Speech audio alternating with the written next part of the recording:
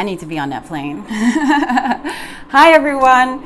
In this video, I'm talking about 5 slow travel traps that nobody is talking about. As a full-time traveler or slow traveler, I can tell you from experience that it definitely has its benefits, its perks, its privileges, but there are also some pitfalls that you need to be aware of. That's why I'm bringing you my own 5 slow travel traps that nobody is talking about. But first, my name is Marlie, and I'm a TV news anchor turned nomad, and this channel helps Black women get the latest, greatest, and best information about full-time travel, solo travel, slow travel, or just making travel a lifestyle. I do all the research for you and share it right here, all in one place. If any of that sounds good to you, please be sure to like and subscribe and hit that notification bell. That way you'll be notified when I drop my next video. Also, you should like this video because I put on makeup today. And if you know anything about the nomad lifestyle or being a full-time traveler, sometimes that can be a little difficult, okay? So recently, I watched a video by Stephanie Perry on her channel called Black Women Nomads. You're not on vacation.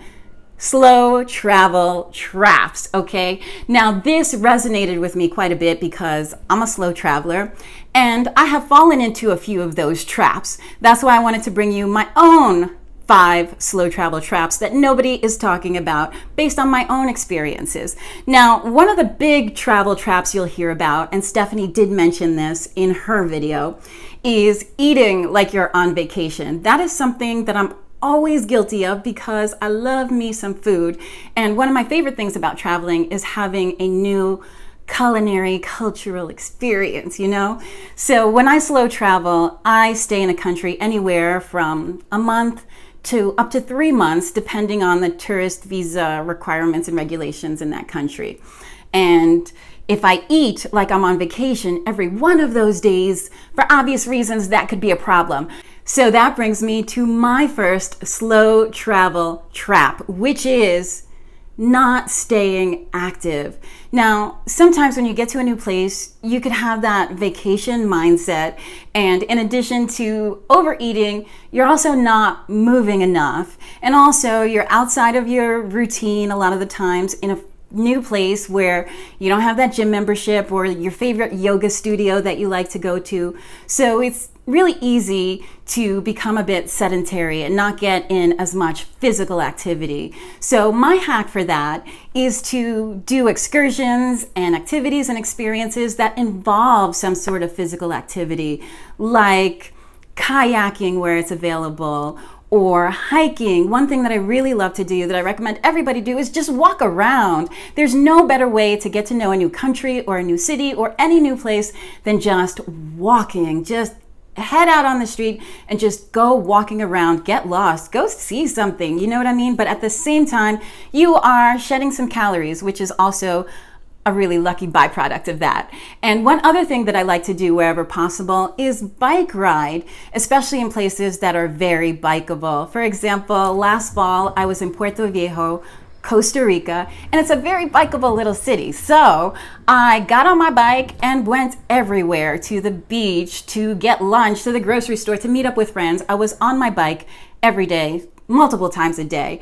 And I found that I could indulge and I wasn't gaining weight. Actually, I was losing weight. That was the best shape I have ever been in my life, okay? So I definitely recommend incorporating your physical activity into all the things that you're doing, excursions, experiences, walk around, bike around, just keep moving. And it also makes for a better overall experience in that country. So my next slow travel trap is traveling too fast. Slow traveling too fast. Yes, that could be a thing. So any full-time traveler will tell you that probably one of the most non-fun aspects of traveling is packing up all your stuff and heading to the airport. And that's something that I don't love to do, but it's one of those necessary things to live this life that we're living, okay? So what I do is really slow travel. Now, slow travel means taking your time. It means forming connection to that country, to that culture, to the people who are there. And you can't do that if you're just moving around too quickly. So when you get to a place, settle in, try to stay 3 to 4 weeks at a minimum so that you're not stressing yourself out, hopping around from one place to another, or one city to another within the same country, or one Airbnb to another. You can just chill a little bit, because that's what slow travel is all about. And now for my third slow travel trap: slow traveling too slow. Yes, that can be a thing. And it's actually really easy to do, because many times we go places, new, exotic, fun, interesting places, and we love it and we get comfortable. And when I say we, I mean me. I get comfortable, and you start to know your way around. You have your little places where you like to eat, and you've got a little clique of friends that you hang out with. You might even have a little ninja who's trying to show you his sword. Okay, I'm not trying to get in your business, but it could happen, and it's very easy to get comfortable. And so in those cases, it's always helpful to remember your mission. And my mission is to travel and see the world, and I obviously can't do that if I'm in one place. Now, if it's a place that you'd like to move to or live in for a period of time, or would like to pursue residency, that's different. But if it's a place that you're just passing through for the experience, be careful of getting too comfortable where you're tempted to stay or to extend your trip, and that could delay your mission of traveling. And my mission is to travel all over the world. I want to be like Jessica. You know Jessica.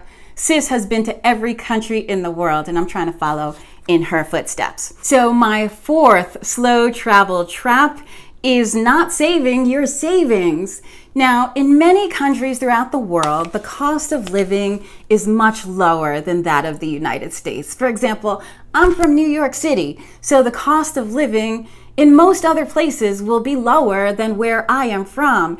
And so it's really easy to get caught up in the accessibility and the affordability of things, when really it's an opportunity to live well yet save at the same time. So in some places, going out to eat can cost nearly nothing. You go to the grocery store and everything is so inexpensive. Even services are inexpensive. Like, for example, when I was in Costa Rica, I was eating out all the time, getting massages like every Sunday. Okay, it's really easy to feel like you're balling, especially when things are affordable and accessible. But watch out for that, because it's very easy to erase all your savings by overspending because everything is so affordable and accessible. And that brings me to the fifth and final slow travel trap, which is slipping on your safety protocols. Now, we know as travelers, as solo travelers, there's some safety protocols that we should follow. For example, try to arrive at your destination during the day. Keep your valuables very close. Don't be too flashy. Try to blend in. Always look like you know where you're going. Don't tell people your personal information, that you're traveling alone, or where you're staying. You know what all the travel safety protocols are, but when you're in a place that you've been for a month, 2 months, and you start to know the ropes, it's really easy to get comfortable and to let those go by the wayside and start to feel safe. But I want to caution you to always be on your P's and Q's, because what could happen to you within a week of being there could potentially happen within a month of being there. And so always keep your safety protocols in mind, even if it's a place that you've been for a period of time, for a couple weeks or a couple months, and you're comfortable and you know your way around. It's always important to be safe. So there you have it, my 5 slow travel traps. I hope that this has helped you. I hope you learned something new. And if you did, please be sure to like and subscribe. And if you know anyone that could benefit from this information, please be sure to share it with them. And also, let's keep the dialogue going.